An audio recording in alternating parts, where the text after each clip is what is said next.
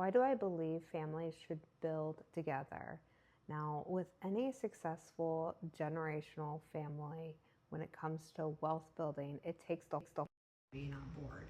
Every single time that you look at historically wealthy families, there's always been a parent, a grandparent, or someone in the family that took the initiative to build something that's going to be the legacy of the family, that the family can grow and build together. They don't divide their funds.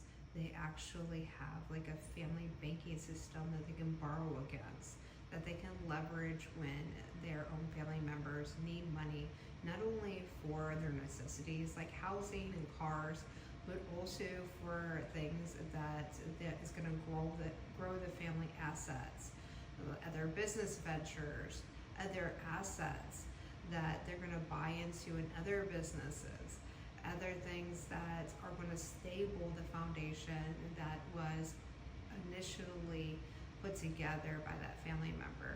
Now, if you want to do this, you gotta start with you if it wasn't already built.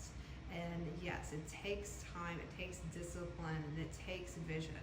For myself, I knew it's something that I've always wanted. I've been building this type of lifestyle ever since I had my first child. I knew I wanted this. And my ex-partner for a time did too. So everything that we built together was to sustain this larger vision later on in life. Now, since my divorce, I had to redo everything. I had to restart. I had to find other avenues to build this steady foundation for my children. And with that, I decided early on in my separation exactly what that vision could look like. I just didn't know how I was going to get there. And every day I took chances and I invested back into my education. I invested back into my knowledge and books and courses and paying attention to what other people are doing that is already living and building this lifestyle today. So with that, you have to understand you can't just wish it into existence. You can't just hope that you're going to hit it big one day. Every single thing that you do every day has got to build that foundation, even if you don't have the resources or money, because there was never a time I really did. It was always deciding that that's the vision I wanted to hold. So it was bringing up my kids in a close atmosphere. I've homeschooled my kids throughout my whole marriage when I was married, and now two of my oldest children work with me full time.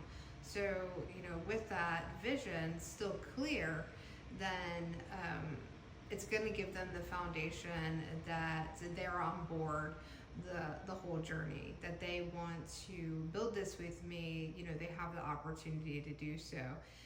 So again, you don't have to have money to start. You just have to have vision and make sure all your decisions align with that bigger vision.